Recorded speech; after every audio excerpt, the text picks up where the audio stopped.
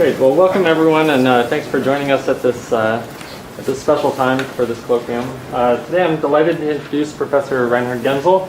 Reinhard is visiting us from the Max Planck Institute for Extraterrestrial Physics, where he's director. And he's actually en route back from Berkeley, where he is also on the faculty in the Department of Physics.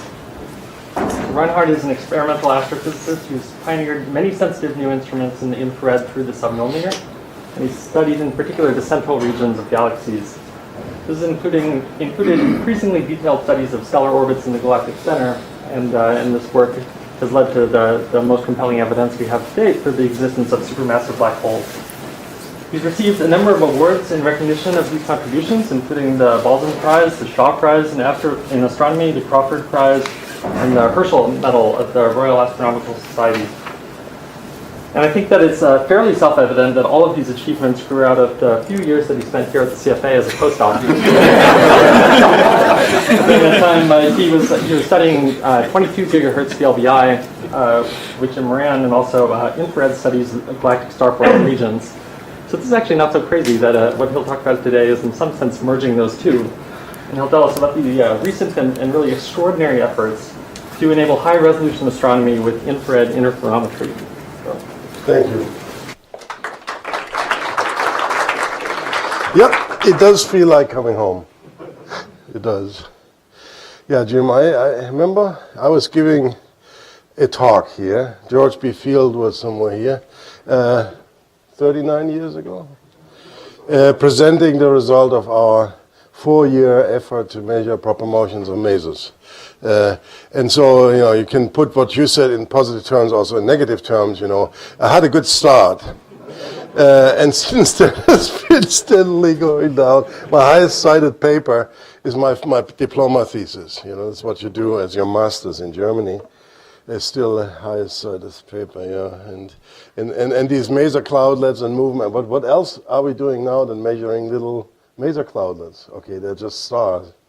Anyhow, now, of course, one of my great colleagues was here just 2 weeks ago, so I'm a little bit in a slightly tight spot to pick what might be of interest and not repeat everything he has said. There will be some repeats here, but hopefully also elements of what you haven't heard. In particular, Jim gave me some questions, and which I guess Frank hadn't answered or you were wondering anyhow. So I'm trying to address these questions also. It is really, I would say, it's remarkable what's been happening in the last 2 years. Everyone, of course, knows radio interferometry. That's what you do if you do radio astronomy. But not so with infrared astronomy, and I'll show you why that might be and how one can overcome it, and that we have perhaps taken the first small step towards turning infrared optical interferometry into a technique which everyone should think about. So, of course, the motivation for us, anyhow, to enter this was a long-standing program we've had for 28 years where we image stars in the galactic center with ever better resolution and precision. Something which we started when I went to Germany. With Towns in Berkeley, we had looked at gas motions in the galactic center and had found evidence for a central mass.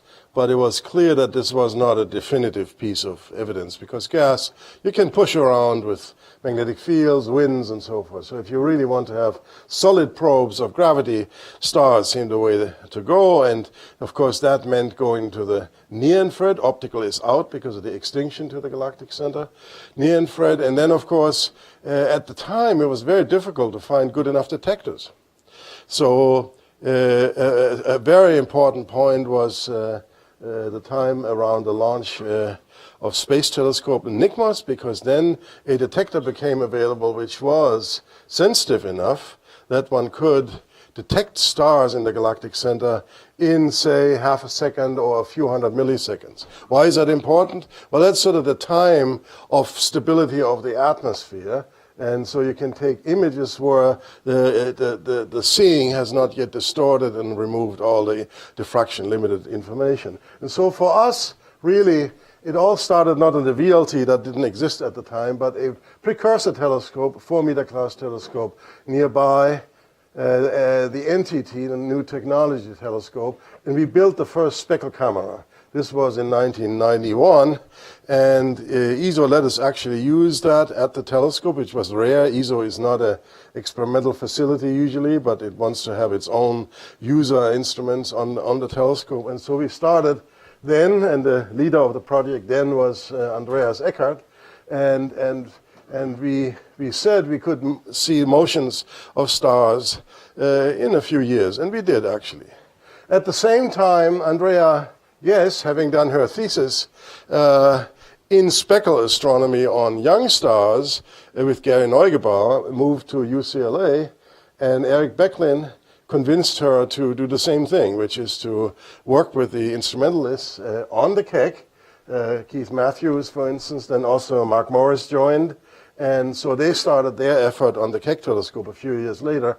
By 96 in our case and 98 in their case, we had the first motions of stars on the sky showing fairly good evidence that there was a central few million solar mass object. Now, must it be a black hole? Absolutely not.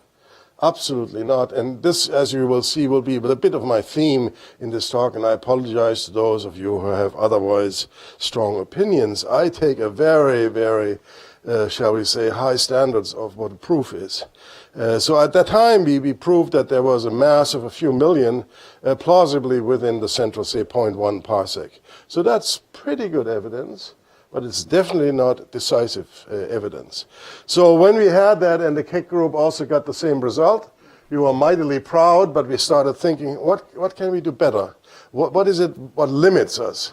Well, what limits us is really the number of stars, and also that we were statistically measuring the motions by velocity dispersion. Remember, if you measure motions, you can measure the motions on the sky, that's 2 coordinates.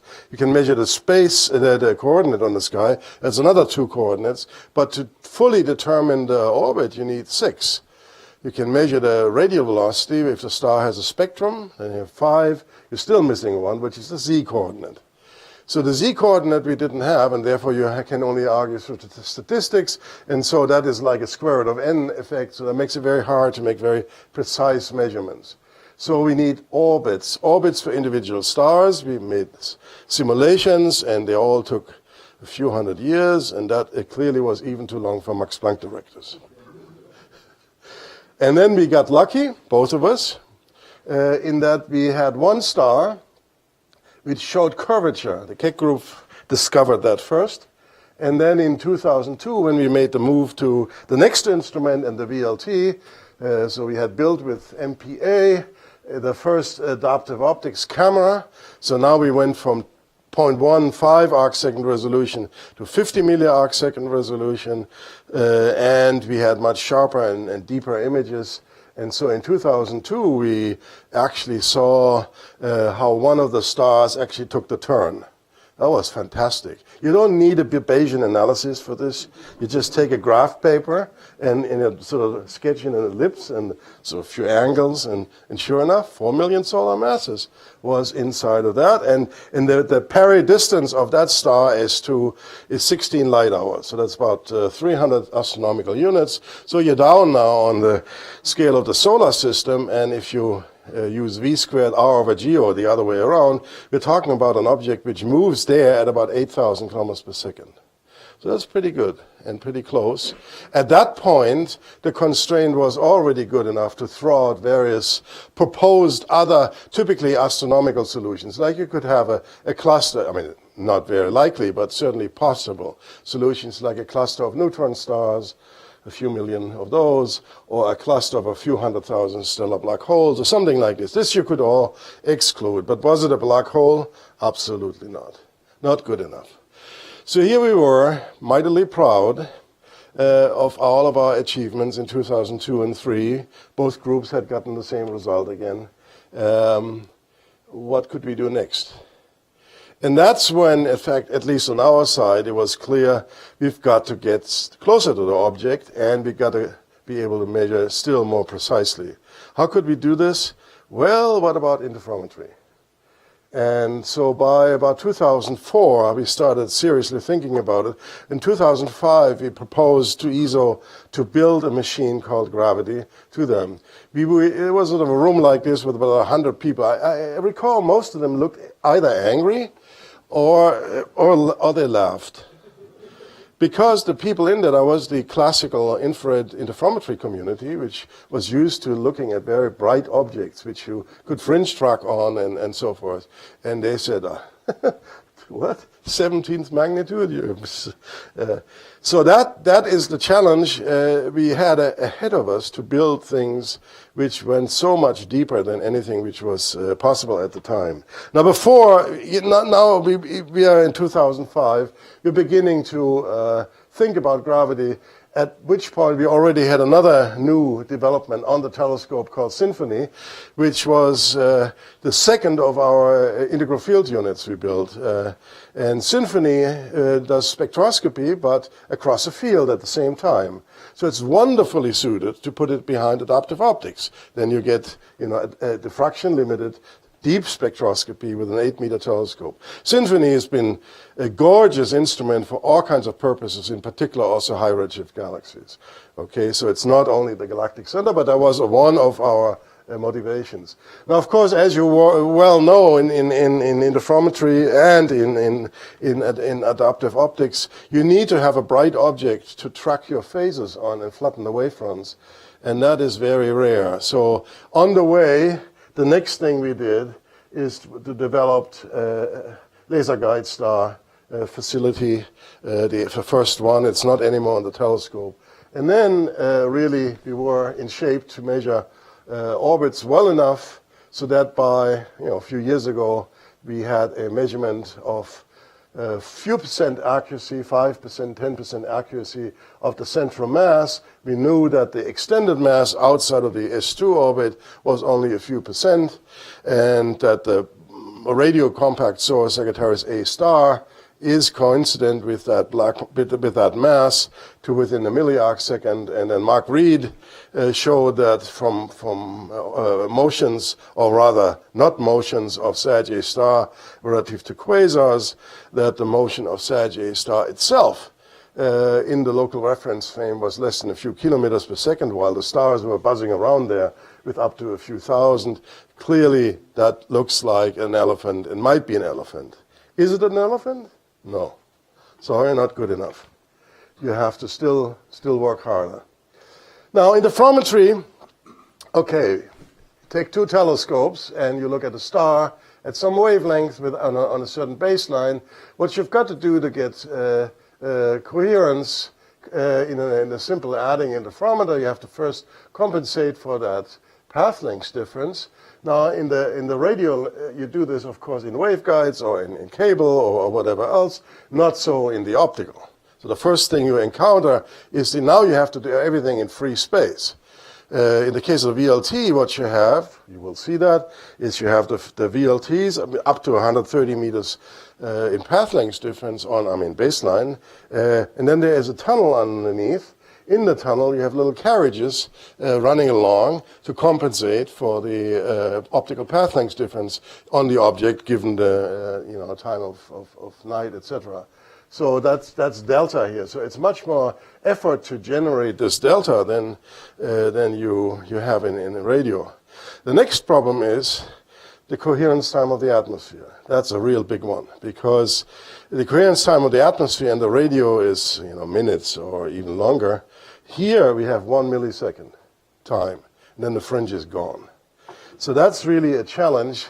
So if you want to quantify this a little bit, as I tried in this little formula, which is the ratio of difficulty to achieving coherent detection per baseline, like in here, between infrared and radio. So anything which is large means it's more difficult than the infrared.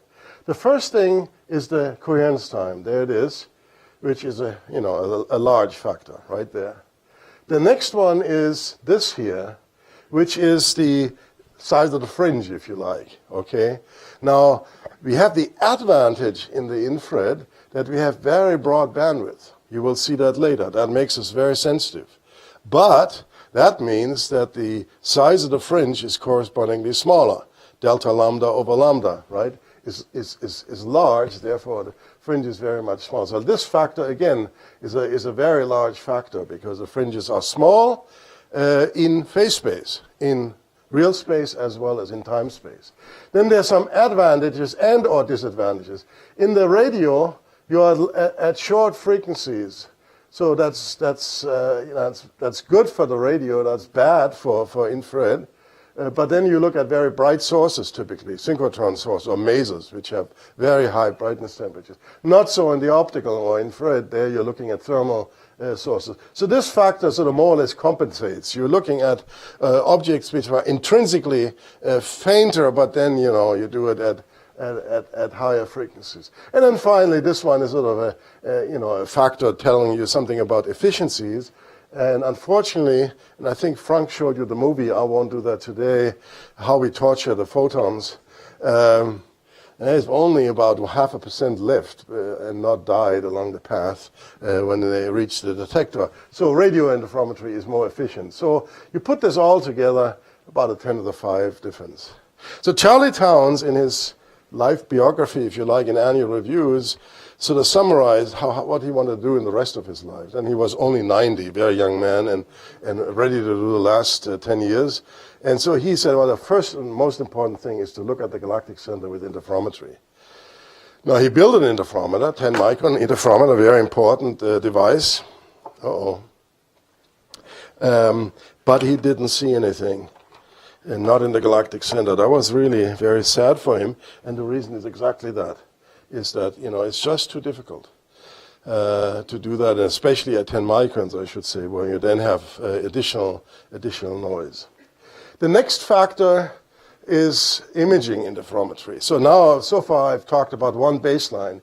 The next one is, of course, very well known. That's how the Nobel Prize was given, is the fact that you can combine the different baselines to get n times n minus 1 over 2 combinations in the UV plane and thereby improve the number of samplings, so that when you do the Fourier transforming, your beam becomes decent if n is large. That you cannot do in the infrared. Why?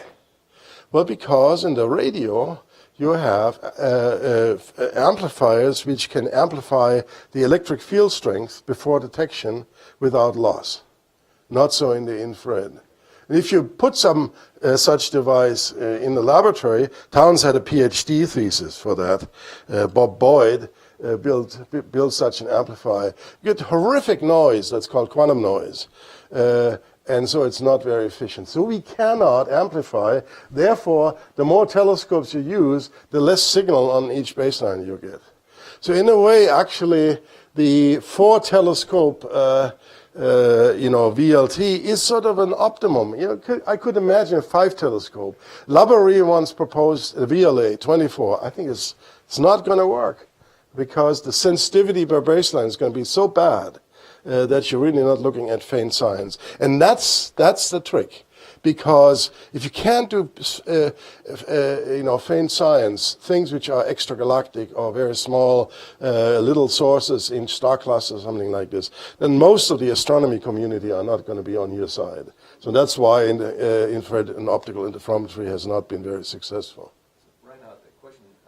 There is a fundamental difference in terms of occupation number of photons. That in the radio you have many photons That's right. in the same state. Yeah. Does that boil down to the inability to... No, that comes in positive because, by cooling things down, then you can get very low noise. So to speak, on the noise performance, you actually can gain, right? So this is, on the noise performance, you're doing very well. I mean, can't have that all in there. So that actually enters here at some level, right? So that's in favor of the infrared optical. But all the amplification issues are so negative on the infrared. Okay, so now we understand that. Finally then, this is actually the ESO VLT and the UV coverage of the 4-telescope and the so-called dirty beam, which is the Fourier transform of this UV coverage. And you see, actually, it's not so bad. Why? because of our large bandwidth. So a radio interferometer would have very narrow streaks here because the bandwidths are so narrow. Whilst we have a 0.3, delta nu over nu relative bandwidth, and that means that we actually, each baseline has a long streak in your UV coverage. And so the UV coverage is not that bad, and so the beams are pretty good. So in the galactic center, we get a 2.5 times 4 milliarc second beam. So that was the first answer to Jim's question, why that? The next one is, of course, what did we do in gravity to overcome this? And I don't want to go through the details of this extremely complicated instrument. It's really extremely complicated. I know there was an earlier picture of Frank. Let's go back to this. This is how we started. There you go. That was about 2 years after we started gravity, and then we have you saw Frank here, so you can vouch for me that I'm correct, and that's Frank now. and that really is not only the delta t in time. This is really it manifests itself in the complexity of this development. So the first thing you have to do is you have to really make sure that at the frequency where you're sampling the fringes as well as the adaptive optics, both are key elements, you must have no noise extra from the instrument. So that means you cannot have large read noise at a kilohertz, which is the coherence time. Such detectors did not exist when we started, and we had two developments going together with ESO. In the end, remarkably, the European one from this company in the UK, Celex won. And so we have now a detector with one electron read noise at a kilohertz. We're currently, and this is an imaging detector, I should say. So these are basically avalanche diode type systems, but now as an imaging detector, a few hundred pixels times a few hundred pixels. We are currently building a 10, 20 times bigger system with still lower read noise, both for the VLT but also for upgrades of gravity. The next one is compact cryo-optics. If you would have visited the VLT or any other optical interferometer, what you would see is large numbers of mirrors on benches, optics, bulk optics. Well, that's warm optics, has background noise, vibrations, and so forth. We decided to go into a door once you are at the beam combination laboratory. Therefore, we can do compact cryo-optic. It means we are at low temperature, no vibrations, and then we go into fibers where we can immediately filter. See, in interferometry, you only are sensitive to one mode of the photons. But the adaptive optics delivers n modes because it's not perfect. Strain ratios are high with our system, but not 100%. So you get a lot of incoherent signals, which then end up producing noise. So by filtering right away as you go into the door, you're pushing down on the fringe and phase detection noise. Next, the beam combination. Well, that radio astronomers know. I mean, you do that, of course, in chips. Not so for optical interferometry until this and an earlier instrument. This is a development at Grenoble to basically have a chip about this size in which you come in with 4 telescopes, 4 beams, and then you do all the combinations and all the samplings like in radio astronomy, and you come out with 24 output channels where you have the signals. That's a very high performance way of doing this. The next one is phase referenced external fringe tracking. No, the galactic center, no of the stars, and certainly not a black hole, is bright enough to track fringes on. So you need to have an object in the field where you can track the fringes on in a millisecond. And so in the galactic center, very, very lucky that we have one star which is 5 arc seconds away where we can do the adaptive optics. So that's flattening the wavefronts. And then there is a star of about 10th magnitude, 1 arc seconds away, within the field of view of the interferometer, which we can use to track the fringes on. And then we have roughly, so to speak, we are phase stable. We can correct for the difference between this 1 arc second difference, and then we know where to look, And then we go and integrate with a second fiber directly on the object of interest. And that makes all the difference in the galactic center, because then this limit of detecting in 1 millisecond is irrelevant.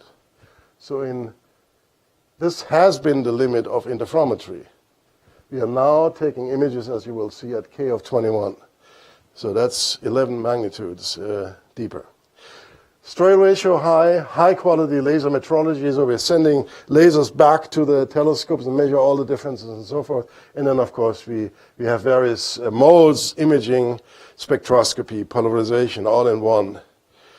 How likely was that the instrument would have worked? About 10⁻³ It's really, I mean, we've built some difficult instruments, but this was it. And Frank Eisenhower really has been the star of this, and you've seen him. It has cost him, but I mean, it's really been an absolutely wonderful collaboration with colleagues at the Max Planck Institute for Astronomy, at the Institute in Grenoble, in Observatoire de Paris, Cologne University, ESO, and in Porto in Portugal. So all of these have contributed major things to gravity. And sometimes you're lucky enough that when you make a jump in instrumentation, that at the same time you are able to sort of start using that on various things. And that happens already with gravity now. So here's a little cartoon series of our first successes. Frank talked about, and I will of course summarize that again, the galactic center work here on the star S2 and the flare motions near the last stable orbit. But that's just one part. There is, I will briefly mention that too, we've for the first time spatially resolved the broadline region spectrally in a rotating broadline region of 3C273. Here's the famous CFA2 galaxy, which has always been used, and you know it, to argue for a unified model of dust and gas distributions as AGN, where we were supposed to find a torus of hot dust. Now, what we see there may be not so clear, but here we are seeing basically these blue things are clumps of very hot dust, and the masers line up on the right flank of those.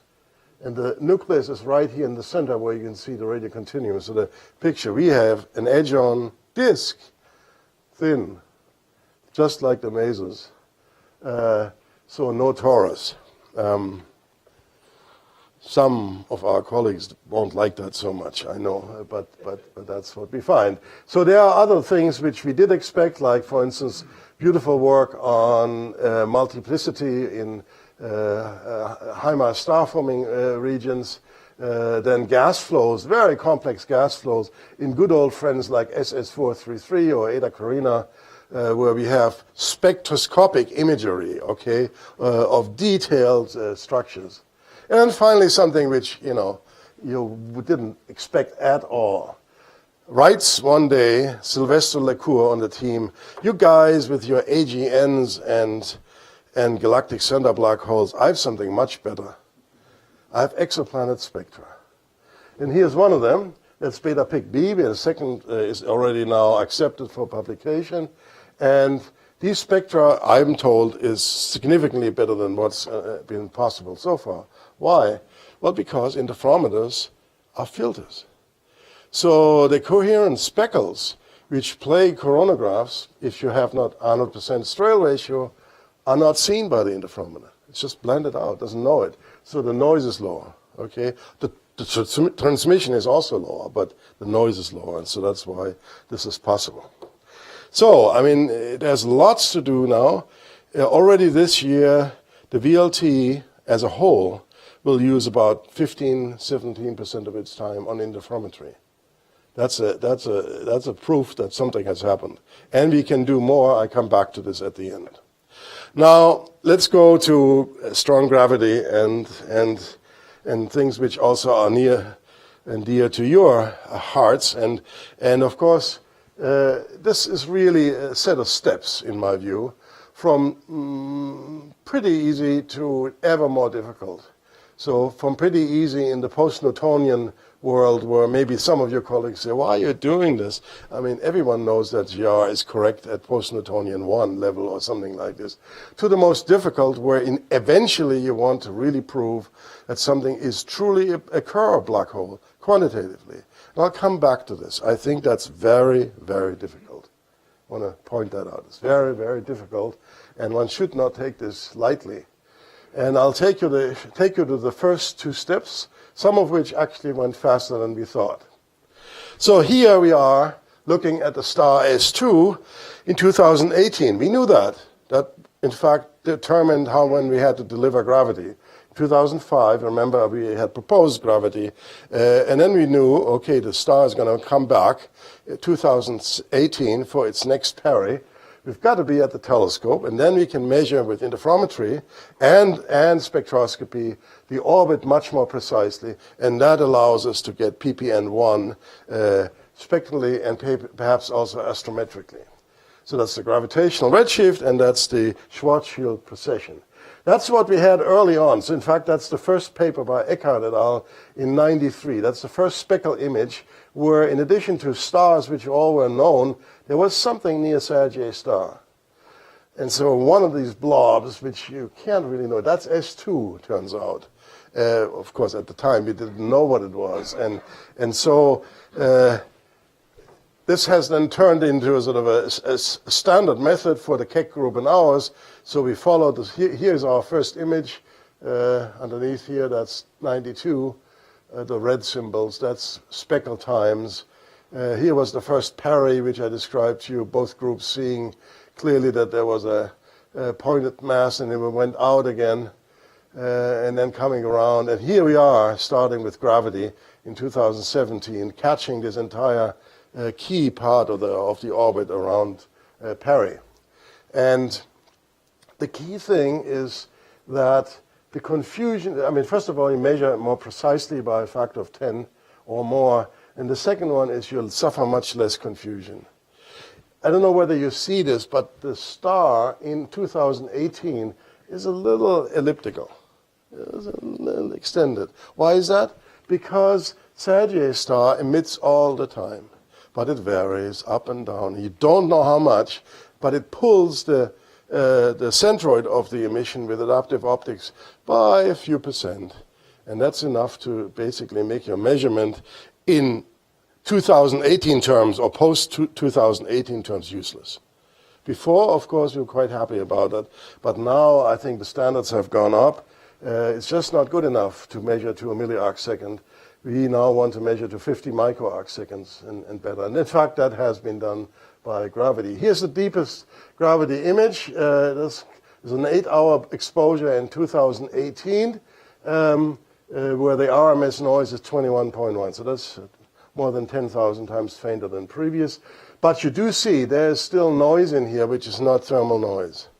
So we are not at the end. We still have to understand more. There we are, probably very similar shaped as you are. I mean, we're still not. We still don't understand the system well enough to get rid of all of the systematics, which we need to, if you wanted to go still further and see stars inside of the S2 orbit, which we would love to do in order to measure the spin, which you cannot do with S2.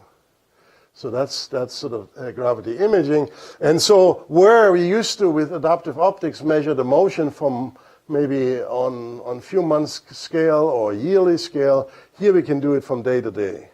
So the motion near peri, here's peri on the 19th of May last year. So here you see the motions about 500 microarc seconds per day. So that's easy. Okay, it's easy, and you can therefore really precisely measure the orbit of the star astrometrically. Now, PPN1, gravitational redshift, is an effect which is seen in wavelength space. It's redshift, right? So what you have on top of the orbital excursion in velocity space, which you see here measured with symphony on these lines of bracket gamma, hydrogen, and helium, there is a little extra component due to general relativity, which we want to get. So you could say, of course, Why do we need interferometry? The effect is in wavelength space. And indeed, that's what we all thought. We too, for us, the interferometry was a general step of progress because we wanted to get at the Schwarzschild precession. But only about March last year, around this time, 12 months ago, did we begin to realize how degenerate the problem was. Because if you don't have the orbit nailed to sub% accuracy, then they are degenerate Keplerians, which you can junk around, which look in velocity space just like the GR solution which you pick. So you must be able to exclude that, and for that you need gravity. Okay, this is an example of the improvement in determination of parameters. I'm sure Frank showed this. Here as an example, the period. So after the first time when the star came around, we knew it to a half a year, and now we know it to 9 hours. So that's sort of a very good set of improvements, 9-hour accuracy of prediction. So what do we need to do? Already a decade ago, Tal Alexander, who unfortunately passed away last year, before he had seen the result, had done quite a bit of work to look into what you would have to do with gravity or symphony and so forth to get the various post-Newtonian terms. The first one you need to take care of at all times is the Römer effect, of course. That's just a light travel time. In fact, it's remarkable. I learned only 2 weeks ago, we can now measure the distance to the galactic center only with gravity because of the Römer effect. Okay, we don't need the spectrometer. Didn't know that until very recently. And then the ppn1 beta squared effect here, there it is the sum of the tangential Doppler plus the gravitational redshift. They're about equal, and together about 200 kilometers per second. So that's what GR would tell you on S2 what you should see. Then we come to lens tearing, so the spin. And you see now we are talking about 1 kilometer per second. Now that's out of any option with the star S2. We measure typically per spectrum to an accuracy of 8 to 10 kilometers per second. So even if you make 100 measurements, you will not get to that level. So that's out for S2. Here is the Shapiro effect. That's, of course, out as well, although it's bigger, but it's out. So we really can, with spectroscopically, only get to ppn1. I come back to the Schwarzschild precession. I don't want to dwell too much on the different techniques. Probably Frank did that. So in the end, what we did is just a brute force, MC, Bayesian inference on 14 parameters and all their correlations. And here is the term which basically represents the ppn1. So we can measure that to 5%. So that's the in the paper which you may have seen, we reported at 10%, but that was half of the year, so we added more accuracy at the end of the year. And here you see the residuals relative to Kepler. Here in spectral, you see how we nicely see the excursion due to the gravitational redshift and transverse Doppler. Here are the residuals in astrometry, and there I want to point out to you some very nasty things with the adaptive optics, which we only realize now. If you look here, the residuals are not Gaussian distributed. And that is something which, again, adds all of a sudden a dimension of concern on the adaptive optics measurement, which we didn't know. They have some very significant longer-term excursions here. In fact, we know from the Keck group, where we weren't measuring here, this thing goes up like this. What's happening? What's happening is little mice are creeping into the images, which is 17th magnitude stars. They go going their little way, and you don't know that, right? Until you see all of a sudden the combined centroid to move a little bit for a year or two. Then they're gone, the mice are gone. Sometimes you find them when they're coming out, oops, there it goes. And then you go backwards and you know that the mouse was there. So it's confusion, unfortunately. At that level of accuracy, really, you have to worry about these confusion events which we didn't really know about. And I mentioned the key conclusion here, although the effect is in wavelength space, gravity is essential if you want to have that kind of proof as we have it now, if it's for removing the degeneracies. Now, Schwarzschild.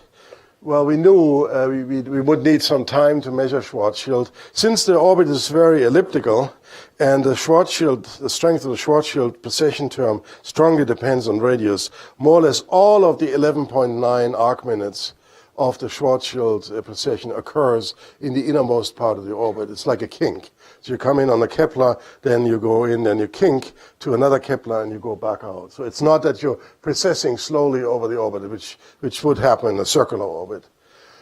So in fact, here is the sort of the residual of zero here of in our index of no Schwarzschild or Kepler. So that's zero here, and that's our data, and that's the prediction of Schwarzschild. So you see the effect is basically this angle here. That's the 11.9 arc minutes, so to speak, coming up. So we haven't gotten a detection yet. Formally, the data do look a little bit like there is something, but it's still less than 1 sigma. So it'll take at least this year and maybe next year, and then we hope to have a significant detection on the Schwarzschild precession. Part 2, the flares. So the black hole, I told you, is visible all the time, more or less. And we know for many years, and Giovanni, you have worked on that as well with Spitzer, that this emission is characterized by excursions of up to 2 orders of magnitude of a completely red spectrum noise source, which is really perfectly random. There's no preferred timescale. Initially, we thought there was preferred timescale in there, but there aren't if you statistically analyze the most recent paper on this is by Witzel et al. But from the beginning, when thinking about what these things could be due to, we knew it was synchrotron emission, polarized synchrotron emission. We felt, well, how can you generate these excursions? And it was very clear it's not an issue of more material falling in. It's not m dot. It's the energy of the electrons. Most of the electrons are at gamma of between 10 and 30. They emit radio millimeter photons. But to get near-infrared synchrotron emission, you need gamma of 1,000. So you need to energize very substantially, and that might mean locally some fraction of the innermost electrons in order to see synchrotron emission in the infrared, and even more, 1 million, to make X-ray emission. Most people think that the X-ray emission is also synchrotron emission. And this picture comes to mind, which was running here all the time, which is a solar flare. So basically, if you're in a magnetically dominated plasma with very strong magnetic field structures, then reconnection could locally energize the electrons by that amount. In fact, the analogy to solar flares holds very well. If you take the energetics of a solar flare and scale it up to the scales of the galactic center, it actually works out pretty well. But I have to say, and we have experts here in the audience, the numerical simulations have not yet confirmed that to any degree of really believability. But that's sort of the model we've gone for. So the idea is, could it be what you're seeing here is the formation of highly energetic electrons for a little while due to reconnection or shocks, and that would create hotspots in a region, and the hotspots then for a little while would rotate in the accretion plasma and serve as sort of a tracer of the flow. And that's something which RVU and Avery Broderick then actually looked at and asked the question, can that be used to infer the kinematics of the innermost region? And the answer is yes, it can, although the clock is really bad, because the clock is going kaput under your fingers. Because the spot, even if you make it very, very small, will shear away by differential rotation into an arc within about half to 1 orbit. So I recall 10 years ago when I happily reported at a dinner to Roger Blandford what we were doing with gravity and the flares. He said, "What nonsense are you doing?" I mean, this is not going to work. And indeed, I must say, for in the intermediate years, we didn't put so much weight on this because it seemed pretty hilarious. But then, there it is. The first flare, a good flare we saw, started at this position relative to the black hole. There it is. During a flare, the Sagittarius star becomes very much brighter. Here, in this case, about a few hundred times brighter than in the sort of average state. That means you can measure better in shorter periods of time. That's the key thing. Okay, so for the measurement, it's the fact that your astrometry improves, in this case, to 20 microarc seconds in 5 minutes. So that's really why it is we can measure so well. It's because source is bright. And so then it started here. And then in about 40 minutes, it moved around here. The arrow bar is about this big. So they're significant. And so this is 40 minutes. Scale is, 150, 200 microarc seconds, and the speed is about 0.3 c. And it's clockwise motion. So normally the galactic center is up here, but S2 is down here. So in these flares, which is about probability of 1%, you're down in this regime here. So they're not very common. You can't plan for them. You just have to hope that you will see them. They take typically an hour or so, and then they're gone, and then something else happens. So that's sort of the mare, the story. Here's your hotspot, which on the scale of the photon orbit or ISCO is like this, and what we saw, we think, is sort of an orbit. Now you see what's drawn here is a face-on orbit.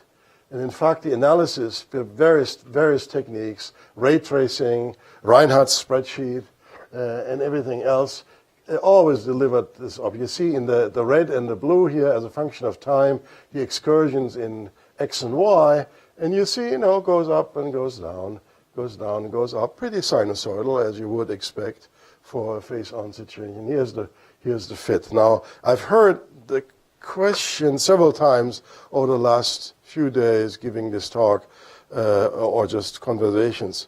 Well, what's the probability for a face-on situation? It's 0, right? Well, it's not, we can't say it's definitely face-on. You will see. Our analysis shows that likely it's less than 30 degrees, so it's not 0 probability, but it's not very high.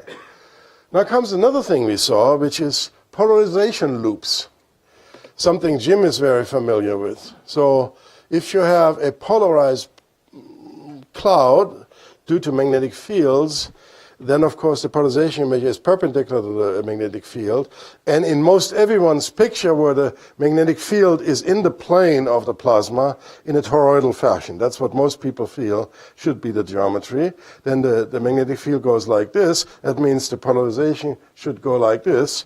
And if you then look at the Q and U, then Q and U loops twice around the circle for one orbital period, twice.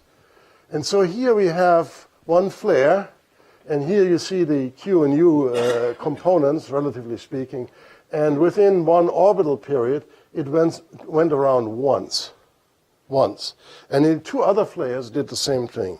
So we are seeing a very regular 360-degree rotation of the polarization of the flares, which also do loops on the sky with the same orbital and the same polarization period. That's not expected.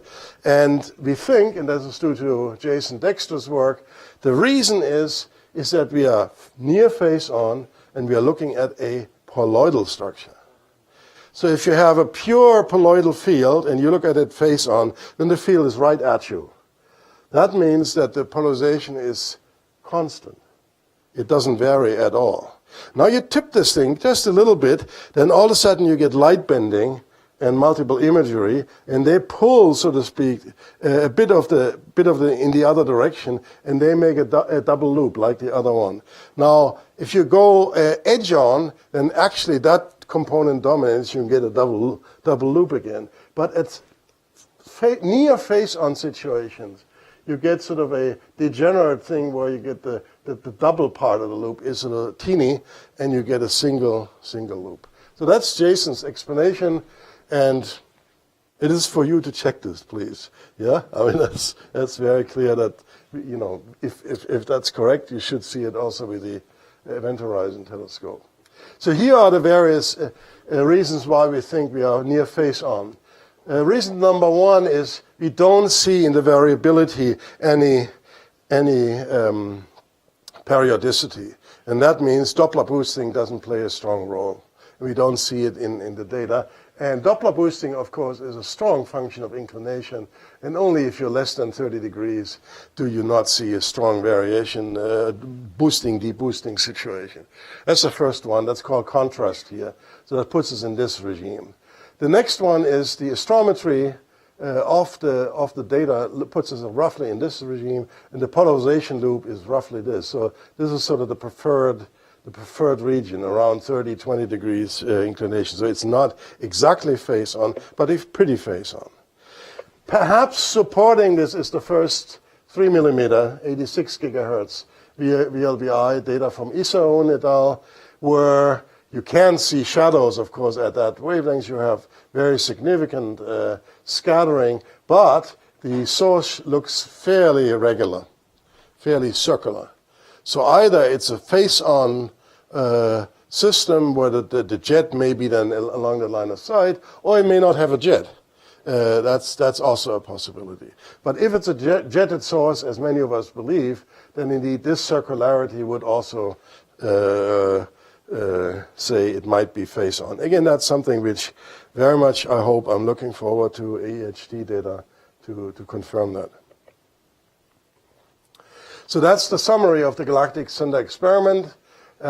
If you plot the inferred radii and periods of the 3 flares we've seen, they're here. Red is a set of orbits for a Schwarzschild solution. Here's ISCO going out for 4.1 million solar mass, so as you would expect from the S2 orbit. That's an extreme curve. Prograde is green, and extreme curve, retrograde, is here. Always the dot here is the ISCO. So, at this point we can make the following statements. Both the polarization and the orbital motion gives us sort of this regime here, which is near but a little larger than ISCO, apparently, on average, for a Schwarzschild hole. It could be on retrograde Kerr. You can argue then that this is highly unlikely, and perhaps not so likely on an extreme Kerr prograde. Now, we can make a measurement of the mass. So different masses, of course, would lead to this set of curves to move around here. So if you take the arrows and so forth, this means that the mass in the coordinate speed and orbital times we measure is between 3 and 5.5. Okay, so that's sort of our accuracy. So that's where the galactic center now stands. We can plot the mass distribution as a function of radius from the outer parts all the way by a factor of 1 million inside to close to the ISCO in almost stable circular orbits. This is when Towns and I wrote in '87, based on the gas measurements, the first detection of the source. This is this region here in the upper right. So with the stars and now with the flares, we push this inward with always the same mass. So that looks pretty good. Pretty good. And there's no stellar contribution of any significance in this innermost region. Now, there will be some stellar black holes, as I told you. So is it a black hole?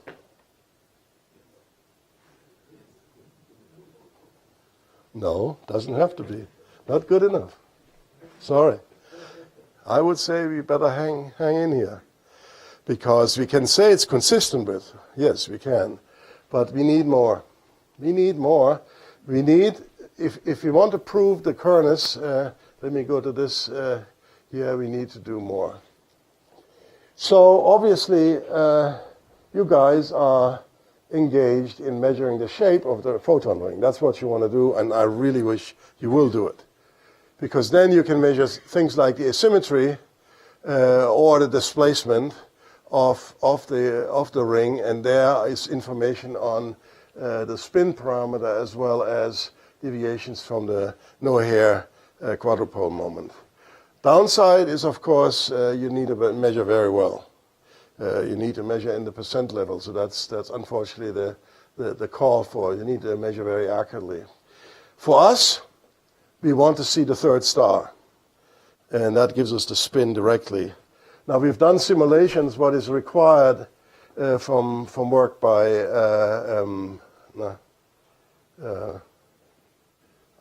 Weisberg. And basically, in order to see, with all the parameters we know now, to see a lens steering position, the star has to be within a few hundred Schwarzschild radii. So S2 is at peri 15 or 1400. So a factor of 3 inside, and we can see this. So far we have no star, okay, so it's just a speculation. And our plan is we want to push deeper, and then perhaps we see a star, and if it's sufficiently inside, we measure it for a few years, we might be able to measure the spin.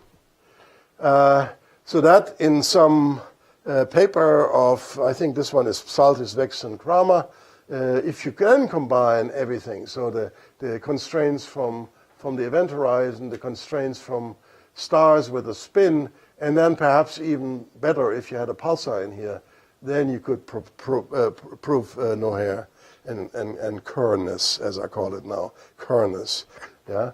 Then you could really see this object really is or is not an object which is really described by the chrometric. But I think it'll take a while. I'm a little pessimistic, and I think we should do a good job on it.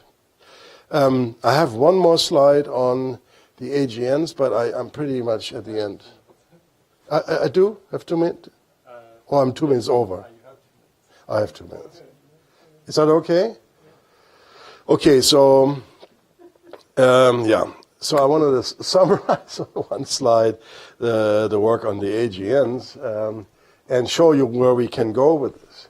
So the broadline region in AGNs, as you may recall, is supposed to be a thickish, turbulent, but in some cases rotating, certainly virialized set of cloudlets around the AGN on scales of less than a parsec.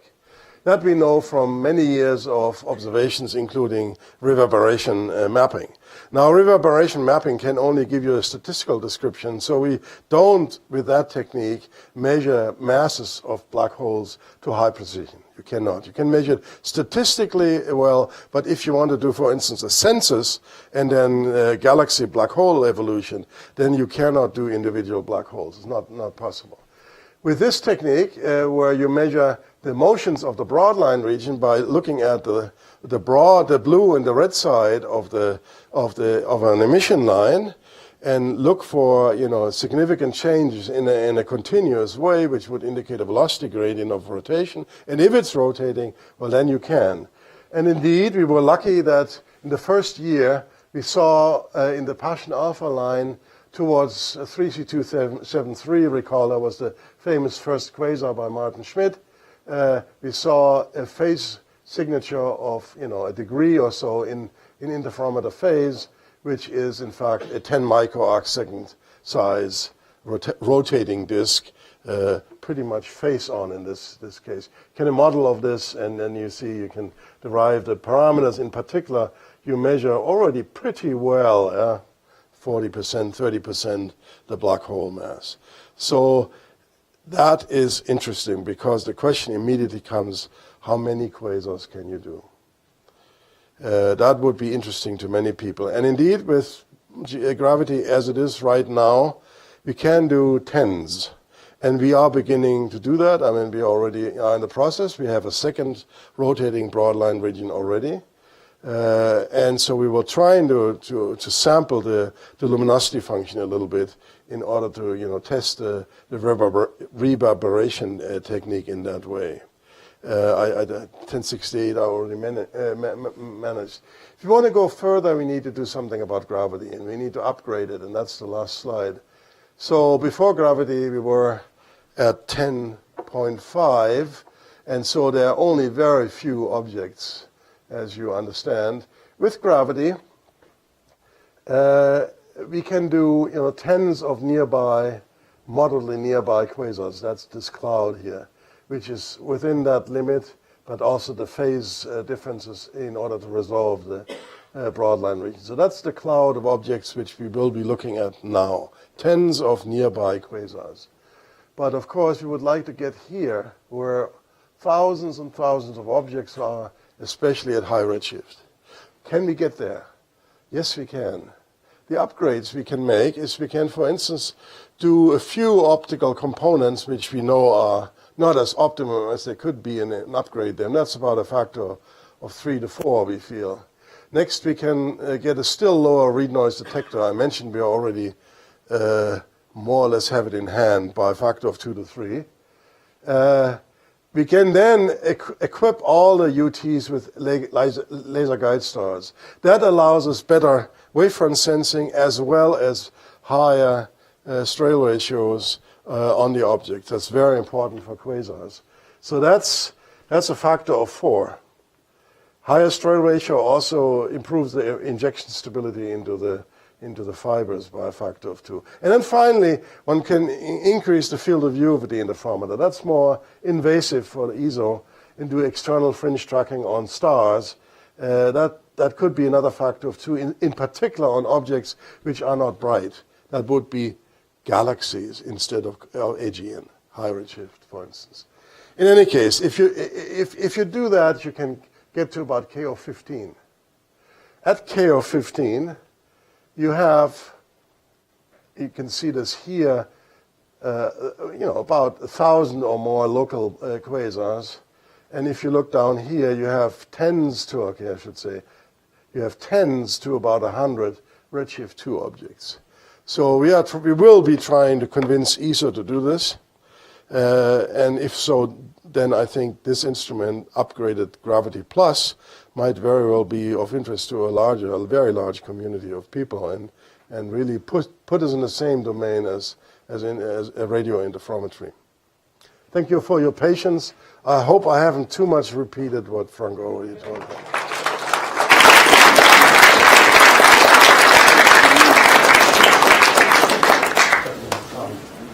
Reinhard, congratulations on making so many breakthroughs on so many fronts. But may I ask you about another front that you can make a breakthrough on, which is potentially some of these AGNs may have binary black holes in them. So yes. Can you comment on your ability to separate them? Right. That's been, of course, on our mind. And I mean, currently, I would say we already have 2 AGNs in our current sample, which we will look at this year. When you do the upgrade, I think, I would say tens of binaries. But there will be many. I mean, how do you select that, right? I mean, so there's the time variability, but then there's also compact radio emission and so forth. So you take these various measures together, then tens, but it could be more if we don't know about systems that they are binary. No, absolutely. You want to study the parsec barrier in the merger. Yeah. Yeah, again, beautiful work, Reinhard. Hats off to the team. So, and it's good that you're being very careful about what's a black hole, whether GR is correct. It's very important. What I was waiting for you to mention was alternatives to black holes. So are there some alternatives? Where do you think we stand on gravastars or boson stars? Are they viable? Do we need to pay attention to them? Yeah. Where do they fit in? No, that's an outstanding question, and I have to say I'm not a good enough theorist to really put my fingers on. It's clear if you look at the papers which I refer to, they're going through a number of the examples, and there is some of the alternative gravity theories predict mass dependence, for instance, of space-time. So that would be something you could exclude. Gravastars and the boson star. Well, I'm very pessimistic on the gravastar. I mean, you have to come so close, in my view, to it's essentially at the event horizon, right? Because of LIGO. Yeah, even for LIGO. Yeah, no, I agree. The boson star might be a little easier, but as you know from the Red Solar Group's paper, even the ring doesn't necessarily see a difference between a. Yeah, it's in there, right? It's within your radius, so you're not very sensitive. If you had orbits which go in, then maybe, but then those stars would be disrupted. So I would have to say, not very optimistic. On the other hand, of course, you could say Occam's razor kills that one. I mean, it's if you have a boson star, it'll accrete baryons, and then sure enough, pretty soon it's a Kerr black hole, right? I mean, so you be flopsick about it.